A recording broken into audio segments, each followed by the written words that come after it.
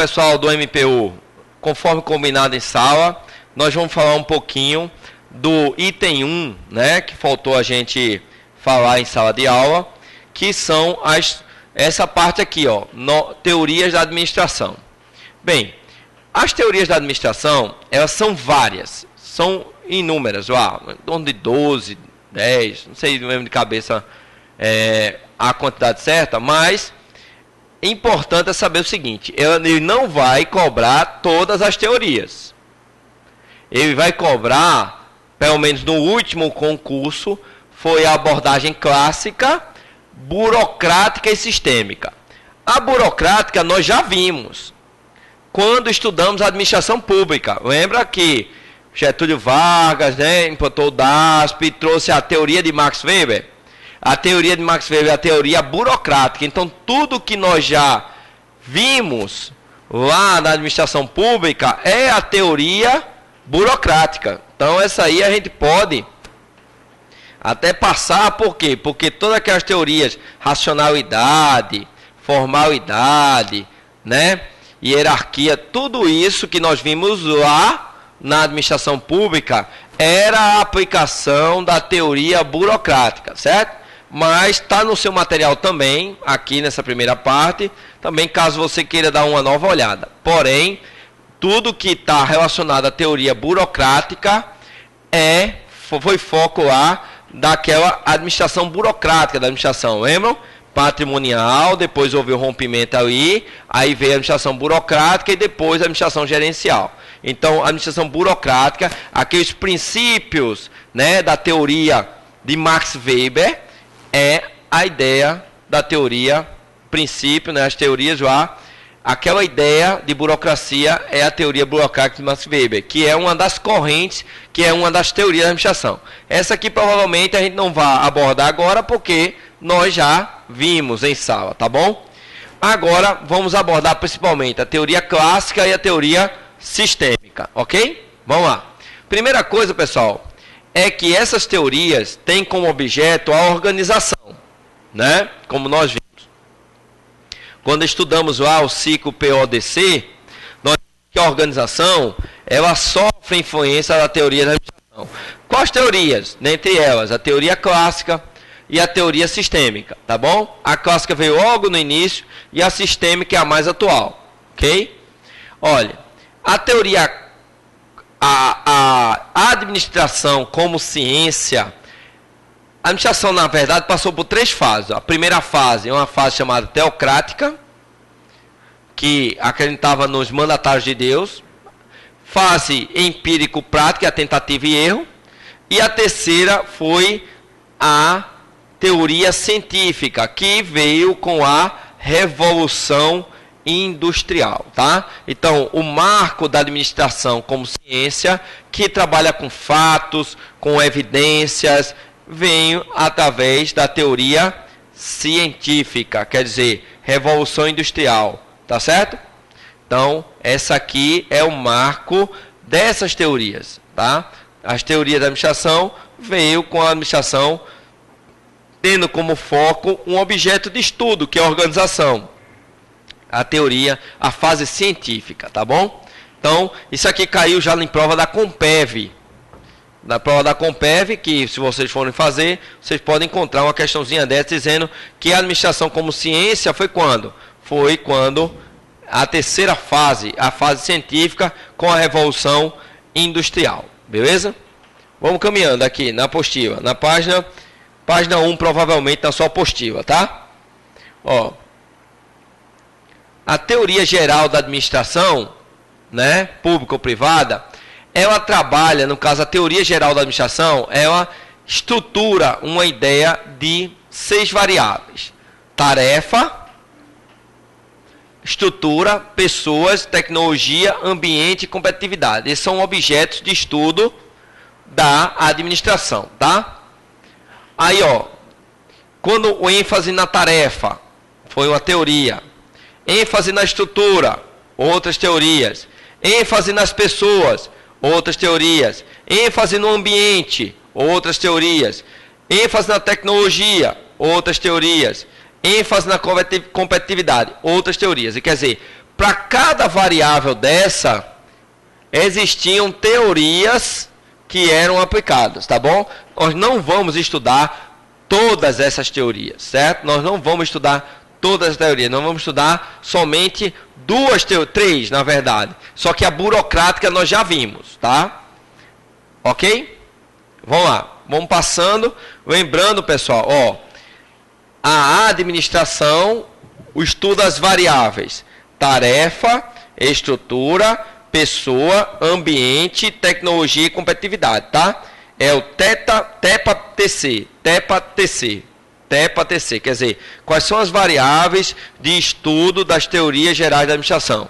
Então, teve teorias que se preocupou na organização das tarefas, na estrutura organizacional, nas pessoas, no ambiente onde está a organização, na tecnologia e na competitividade, tá bom? Então, isso aqui são as variáveis que devem ser levadas em consideração nos estudos da teoria geral da administração, que é a famosa TGA, tá certo? Bem, na TGA, né, na teoria geral da administração, aqui, ó, eu tenho dois tipos principais de conhecimentos, tá? A teoria geral da administração gerou dois tipos principais de conhecimento. São os conhecimentos descritivos e os conhecimentos prescritivos, que nós vamos ver lá em cima. Descritivos, que compreendem explicações ou interpretações da organização e do processo administrativo, e tem que entender e explicar a organização. Existem teorias que vieram para descrever como a organização é feita, e veio teorias que nós vamos chamar prescritivas, que recomenda como ela deve funcionar. Tem uma que diz, faça a estrutura assim, explica como é que é aquilo, e outra que dá uma sugestão de funcionamento. Isso na teoria geral da administração nós vamos chamar que são conhecimentos descritivos e conhecimentos prescritivos. Prescritivos, recomenda. Descritivos, determina como funciona. Ó, questão do CESP. Isso aqui foi para administrador, tá bom? Questão para administrador. Ó, os conhecimentos descritivos que compreendem explicações ou interpretações das organizações e do processo administrativo, e tem como entender e explicar a organização. Entender e explicar a organização é o conhecimento descritivo. Tá certo aqui. Conhecimento prescritivo, que propõe recomendação. Aquela que propõe recomendação é aquela que prescreve alguma coisa. É chamado de prescritivo. Então essa questão está certa.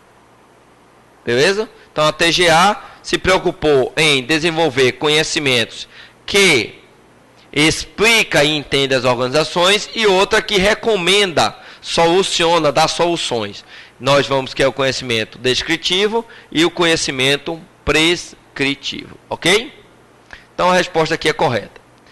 Outra questão do CESP. Sobre a teoria geral da administração, e quer saber as variáveis. Quais são as variáveis, né?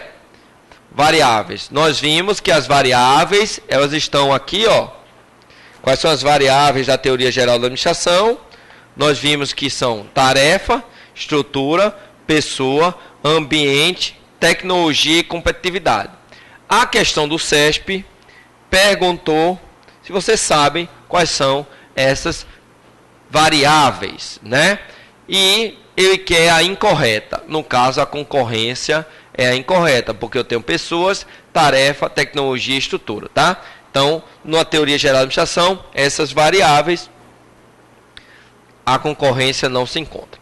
Bem, essa matéria caiu muito pouco nas últimas provas, né, do MPU. Ficou muito, um item só, 2 itens no máximo. Então, mas é importante nós sabermos. Veja só, nós vamos estudar basicamente duas teorias. A teoria clássica e a teoria sistêmica. Por quê? Porque a burocrática nós já estudamos, como vimos, a administração pública, tá certo?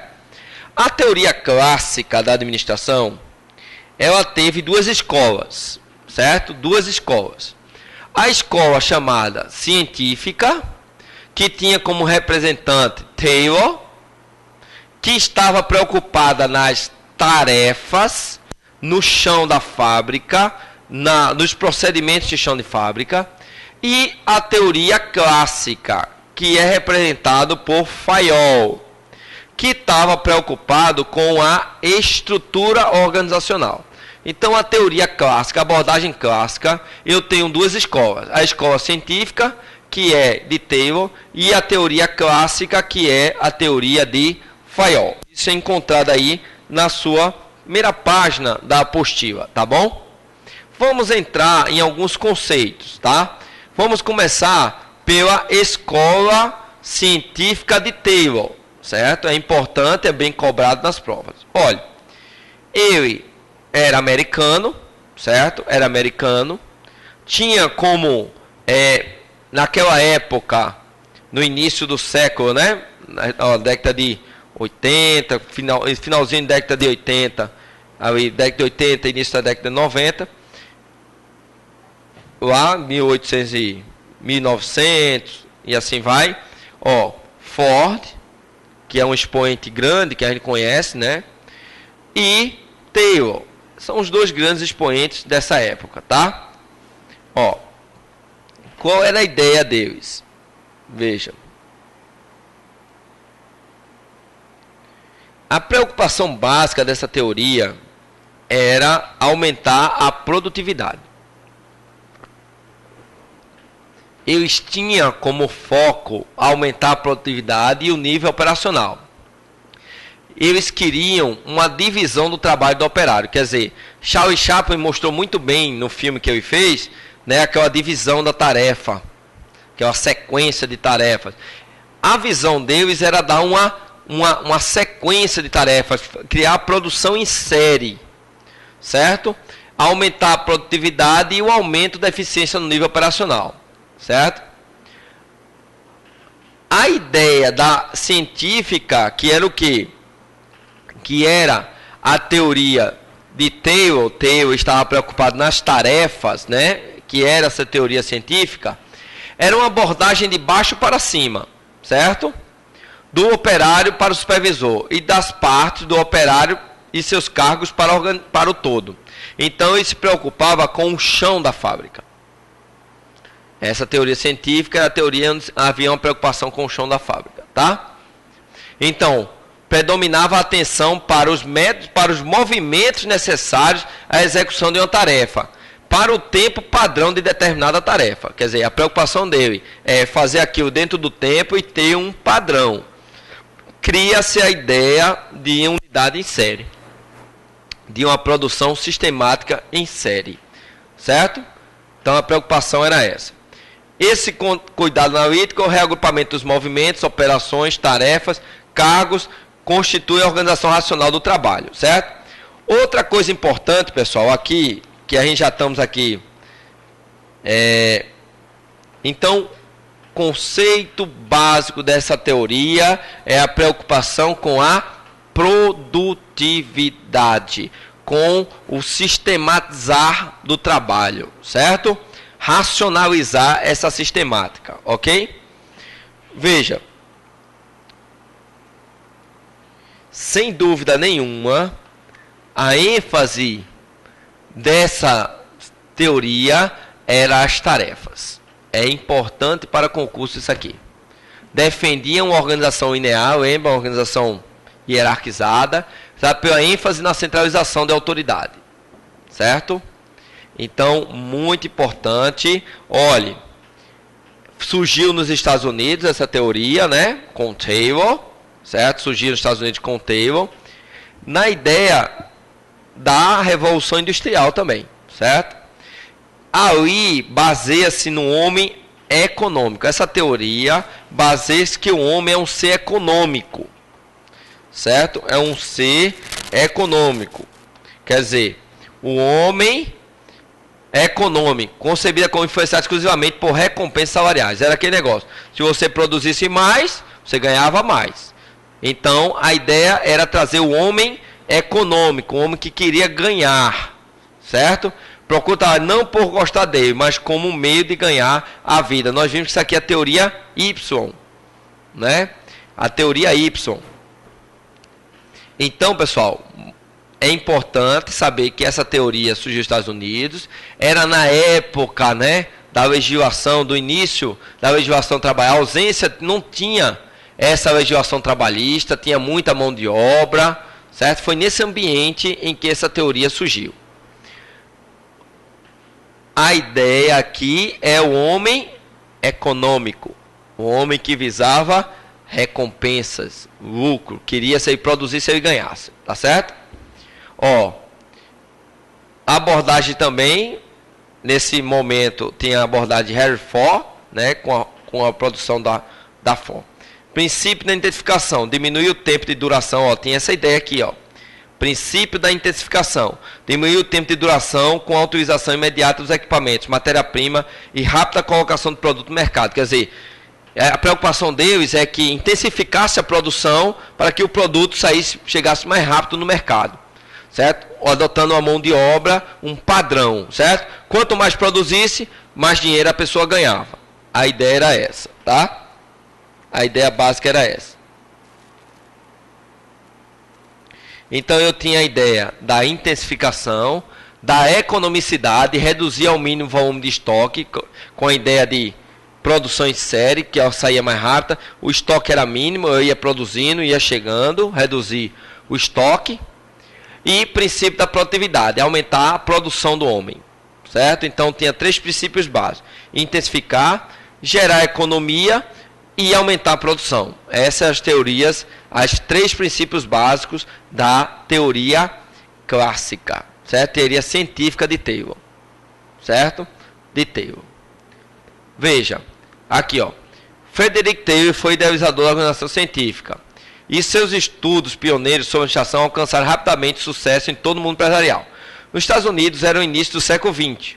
O laboratório ideal para estudos era o quê? Não tinha organização sindical, não tinha legislação trabalhista, tinha um excesso de mão de obra, e esse era o ambiente ideal para o estudo dessa teoria, da ideia da produção em massa de forma racional, intensificando a produção, gerando economia e produtividade. Essa era a ideia básica do Taylor. Vamos para a teoria clássica, Fayol. Fayol, ele já não pensava no chão da fábrica. Fayol, ele pensava na organização, certo? Ele não estava preocupado com o chão da fábrica, e sim com a estrutura organizacional. A organização como nós conhecemos, tá certo? Essa teoria, que tinha como pioneiro Fayol, né, foi chamada de teoria clássica. Então eu tenho a teoria científica, Taylor, preocupado com tarefa, TT, Taylor, tarefas, e Fayol, FO, Fayol, preocupado com a organização. Taylor, TT, Taylor preocupado na tarefa, é a científica. Fayol era a clássica, Fayol, organização, certo? Ele preocupava com a estrutura organizacional, certo? Ele estava preocupado na organização, nos departamentos, na departamentalização. Lembra que a gente estudou departamentalização? Pronto. A preocupação na estrutura organizacional era uma preocupação clássica da teoria de Fayol, tá? A ênfase na estrutura é a sua principal característica, importante aqui para concurso, tá? Então, Taylor preocupava com as tarefas, chão da fábrica, produtividade. Fayol preocupou-se em organizar a estrutura. Surge aí o conceito da departamentalização que nós já conhecemos e que vimos em sala. Olha só. Muito importante porque nessa ideia de Fayol, né? Dessa ideia de Fayol, a preocupação com a organização. Ele criou a ideia das funções, né? Ele dizia que existia funções técnicas, funções comerciais, funções financeiras, funções de segurança, funções contábeis e funções administrativas. Olha só que essa função administrativa gerenciava todas as outras. Olha só essa figura aqui, ó. Essa figura mostra bem direitinho. Ó, essa figura aqui mostra que a organização deveria ter essas funções e a função administrativa gerenciando todas elas, tá? Deveria ter funções técnicas, funções comerciais, funções financeiras, de segurança e contábeis, mas a função administrativa gerenciava todas elas. E essas funções administrativas era CCC, quer dizer, existia o PO-CCC, que era a estrutura das funções administrativas, tá certo? Depois, pessoal, essas funções, esse PO-CCC, ele se transformou em PO-DC, lá na teoria neoclássica, lá na frente, tá? Teoria neoclássica, que puxou a teoria clássica. Então, função administrativa, PO-CCC. E as funções administrativas, então essa estrutura aqui, pensada, foi uma ideia da teoria clássica. Para levar em diante essa ideia aqui, ó, certo? Ó, ele criou essas funções, previsão, organização, comando, coordenação, controle, PO-CCC, tá? E diz que são as funções administrativas. O processo administrativo na visão de Fayol. Na teoria neoclássica, nos concursos públicos, nós estudamos muito a teoria neoclássica, que é o PO-DC, certo? PO-DC, tá? Veja só. Fayol criou esses princípios aqui, ó. Ele dizia que em uma organização era necessário ter esses princípios aqui, ó. São os 14 princípios de Fayol.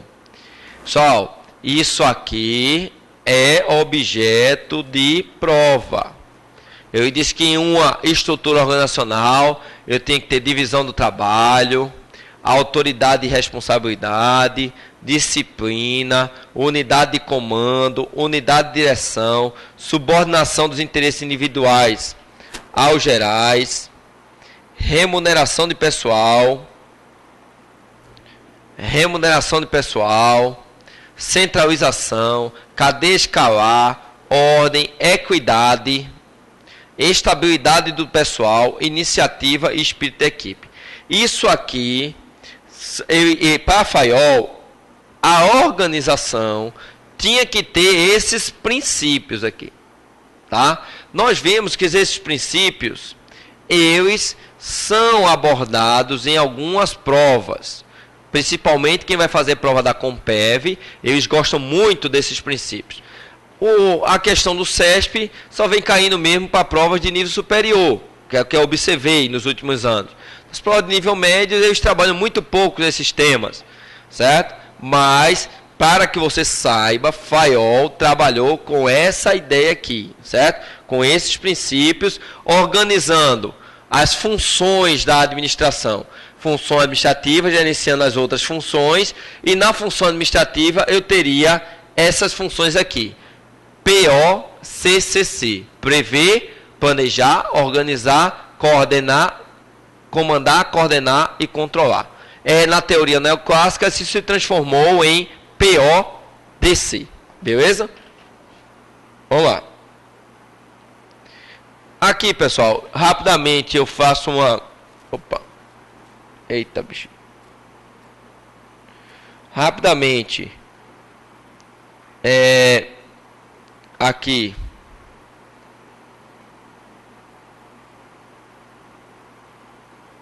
Você veja aqui, ó, só trazendo, tem essa humanista, que não é objeto de estudo para a prova do MPU. Não é objeto de estudo, botei aí para você ver que tem outras teorias, né? A abordagem neoclássica, que resgata a teoria clássica de Fayol, ó, transformando o PO-CCC em PO-DC, né? A teoria neoclássica também não é objeto de estudo da prova do CESP, do MPU, não é objeto de estudo. Teoria da burocracia, eu botei aqui, mas nós já estudamos a teoria da burocracia quando estudamos aquela administração burocrática, administração pública. Aí é igual, a teoria é a mesma, é aplicável totalmente. Aqui as características, ó. Lembram que nós vimos essas características? Caráter legal, caráter formal, impessoalidade, hierarquia. Tudo isso são características, né, da questão da teoria burocrática. Nós já vimos isso, né? Nós já trabalhamos isso em sala de aula. Então não é necessário nós vermos novamente. Vamos observar a que caiu na prova, tudo isso que ele está cobrando, que é essa abordagem aqui, teoria dos sistemas. Certo? Teoria dos sistemas. Essa visão aqui é que ele está querendo cobrar. Ele está querendo cobrar teoria clássica, teoria burocrática, que nós estudamos lá quando vimos a administração pública burocrática, e a teoria dos sistemas. O que é essa teoria dos sistemas? Teoria dos sistemas é o seguinte, é que a organização é vista como um sistema vivo, certo? Que sofre influência do meio. Ele é um sistema que se adapta, que vai se adaptar ao meio, tá? Por isso que é um sistema, conjunto de elementos interdependentes e interagentes, ou um grupo de unidades combinadas que formam um todo. Quer dizer, para o sistema eu tenho várias partes que se juntam e formam um todo, certo? É igual um organismo vivo. Então, eu vou interagir com o meio, eu tenho as partes que se juntam para formar um todo. Seriam a teoria dos sistemas. São premissas básicas dessa teoria. Os sistemas existem dentro de sistemas. Quer dizer, eu tenho um sistema respiratório, mas está dentro do sistema geral. Sistema é a mesma coisa, é como se a organização fosse um sistema dentro de outros sistemas. Eu interajo com outros sistemas, certo? Sistema externo, sistema de compras. Então, é como se fosse uma coisa que estivesse interagindo com outros sistemas ao redor dela, tá? Cada sistema é constituído de subsistemas e, ao mesmo tempo, faz parte de um sistema maior, o suprassistema. Quer dizer, cada parte da organização é um subsistema e faz parte de um sistema maior, tá? É como se cada parte fosse um subsistema e ele faz parte de um grande sistema. É um negócio meio, né? Mas não é difícil de entender. Olha só. Os sistemas são abertos. O que é um sistema aberto? Que sofre influência de outros. Na visão clássica, os sistemas eram fechados. Aqui no sistema aberto, ele já sofre influência de outros, né? É uma decorrência da premissa anterior. Cada sistema existe dentro de um meio ambiente, de outros sistemas. Os sistemas abertos são caracterizados por um processo infinito de intercâmbio de informação. Quer dizer, é um sistema, ele sofre influência de outros sistemas, né? Uma coisa aberta, ele interage. E as funções de um sistema dependem de sua estrutura, né? Cada sistema tem um objetivo ou finalidade que constitui o seu papel de intercâmbio. Quer dizer, o sistema vai interagir com outros sistemas dentro da estrutura organizacional, tá? Teorias básicas. Input é aquilo que a organização recebe do ambiente. É input, certo? Quando ele recebe influência do ambiente, ele está sofrendo um input. Transforma. Sistemas abertos necessitam transformar o que recebe no ambiente. Em síntese, é o arranjo de entradas para gerar resultados. Quer dizer, o sistema, ele recebe entradas, transforma para gerar um resultado. Isso é uma teoria de um sistema. Saída é o output, é a exportação do resultado. Quer dizer, ele recebe, transforma e gera saídas, certo? Retroação. O que é retroação? É uma retroalimentação. Retroinformação, feedback. Quer dizer, comparação da saída com o critério padrão. Quer dizer, ele entra, transforma, gera uma saída e gera retorno nessa informação. Ele gera um controle, né? Gera um retorno da informação para que ele possa novamente transformar e gerar saídas, ok? Por isso que muita gente faz consulta, né? Como é que você está gostando? Você está gostando disso, gostando daquilo? Para que eu tenha informações para que eu possa transformar melhor. Entropia negativa. O que é uma entropia negativa? É o processo pelo qual todas as formas organizadas tendem à exaustão. O que é que está acontecendo? Num sistema, você tem que tentar evitar essa entropia negativa. Por quê? Tudo que está vivo tende a se desgastar. Quer dizer, entropia é desorganização. Quer dizer, desorganização negativa. Quer dizer, ele tende a desorganizar, a desintegrar. Para sobreviver, os sistemas precisam mover-se para deter esse processo. Quer dizer, o sistema, ele tende com o tempo a se degradar. Então, o sistema atua para evitar essa degradação. É uma teoria dos sistemas. Então, entropia negativa é a degradação. Então, o sistema atua para evitar essa degradação, tá? Homeostase dinâmica, quer dizer, num sistema a troca, né? Homeostase é equilíbrio, certo? Há um equilíbrio, ó, a preservação do sistema aberto, o equilíbrio, ou seja, a reação das mudanças para o intercâmbio de crescimento. Quer dizer, ele absorve energias e libera energias, certo? Absorve energia e libera energia, como fosse uma instituição, é aquela que absorve energias e libera energia, certo? Absorve e libera, é a homeostase. Aí a entropia negativa, quer dizer, com o tempo tende a se desgastar, tendem a desintegrar, beleza? Então o sistema deve atuar para evitar essa entropia negativa. O sistema faz homeostase dinâmica, quer dizer, uma troca de calor. Diferenciação, o que é a diferenciação? Tendência à multiplicação e elaboração de funções. O que é, por exemplo, multiplicação de papéis e diferenciação interna. Quer dizer, a diferenciação tende a se diferenciar, a se departamentalizar, a se especializar. Os sistemas tendem a se tornar diferenciados. Sistema respiratório, sistema digestivo, quer dizer, eles tendem a se diferenciar para formar um todo. Certo? É a ideia do sistema. Lembre-se, ele tem muito a ver com o corpo humano, certo? É uma ideia muito pensada no corpo humano, tá? Equifinalidade enfatiza que um sistema pode alcançar por uma variedade de caminhos o mesmo resultado. Quer dizer, não existe um caminho único. Eu posso, através de vários caminhos diferentes, chegar no mesmo lugar, certo? Então, o sistema ele vai criar formas diferentes para chegar em um determinado lugar e não depender de um caminho único. Limites. A organização como sistema aberto possui fronteiras entre o sistema e o ambiente. Quer dizer, ele vai fazer o limite. O sistema vai diferenciar. Aqui para cá é o ambiente externo, daqui para cá é o nosso ambiente, tá? Então, o que é que está acontecendo? Você vai ver que esses conceitozinhos vai cair em nossa prova, certo? Ó, a teoria do sistema, de fato, revolucionou a maneira de pensar na organização. Aspecto da abordagem clássica de gestão, no sentido de tradicional, não confundir com a teoria clássica. São opostos aos aspectos da abordagem sistêmica. Quer dizer, ele vê a organização como um sistema vivo.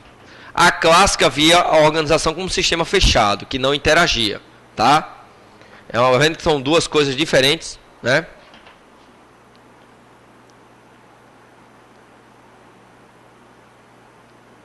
Tem algumas questões aqui, tá?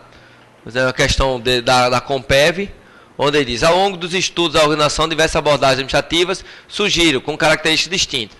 Uma das tinha uma visão da administração em que predominavam fatores técnicos, uma coisa tradicional, clássica. Uma abordagem predomina fatores humanos, comportamento humanista. E uma terceira, interesse, integração, certo? Integrava com o ambiente, sistêmica. Então a resposta é a letra B. Aqui, pessoal,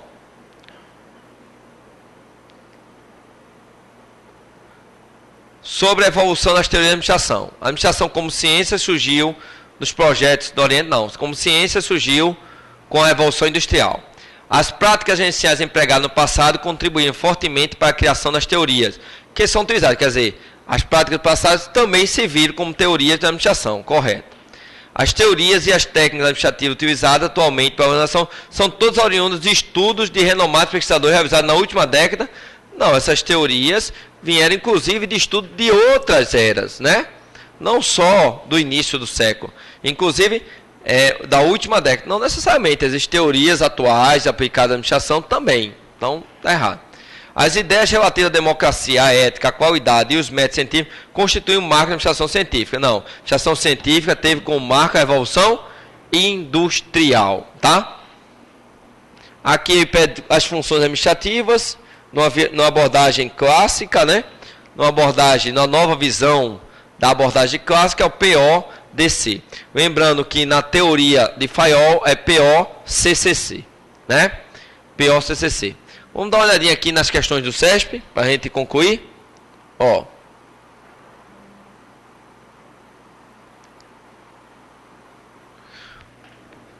Uma das principais características da abordagem clássica e a contingencial, que é uma abordagem futura, diz respeito às hipóteses de racionalidade do ser humano.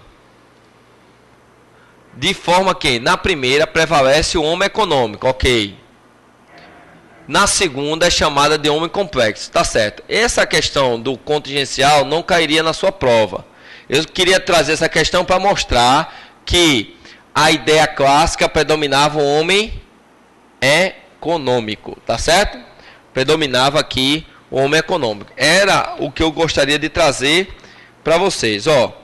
Na teoria, tá aqui, ó. Na teoria clássica, eu tinha a visão do homem econômico, certo? E na teoria dos sistemas, eu tinha o homem funcional, certo? Então é bom levar isso para a prova. Na teoria dos sistemas, o homem era considerado uma função, certo? Fazia parte do sistema. Já o clássico era o homem que estava focado na ideia do dinheiro. Questão 7. Então é importante, eu trouxe essa questão para você ver principalmente isso aqui, ó. Clássico, homem econômico, certo? Na contingencial seria homem complexo. A teoria geral do sistema baseou-se no princípio de que, nas empresas, nada é absoluto. Tudo é relativo, dependendo de variáveis que geralmente são incontroláveis. Por estarem, ó, teoria geral do sistema, né? Diz, baseia-se no princípio de que, nas empresas, nada é absoluto, tudo é relativo, dependendo das variáveis que geralmente são incontroláveis. Por estar em seu ambiente externo, especialmente na prospecção de cenários de mercado. Essa é a visão, pessoal, da teoria contingencial, tá certo? Essa teoria aí é chamada teoria contingencial. Onde a teoria contingencial é diferente da teoria do sistema. Ele dizia que nada é absoluto, era uma contingência, certo? Não é objeto do nosso estudo, por isso que nós não entramos. Essa aqui, onde diz que nada é absoluto, é uma ideia da teoria contingencial, que não é objeto de nossa prova, né, do MPU. Você teria que saber que a teoria do sistema é que a organização é um sistema vivo que está inserido em um meio, tá? Agora, a teoria contingencial diz isso, que nada é absoluto, tudo é relativo. Isso é uma característica da teoria contingencial e não da teoria dos sistemas. Beleza? Ok.